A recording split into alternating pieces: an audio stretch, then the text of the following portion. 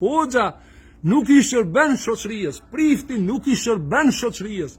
Hoxha i shërben vetvetes dhe dogmës globalizmit me ndërtu se bota do të më bë musliman si Molla Çimiri. Dhe ai mi pas 72 hiri. Dhe më thonë, ju besonim me shku në xhenet si destinacion e keni, po nuk bani pyetje se si shkohet.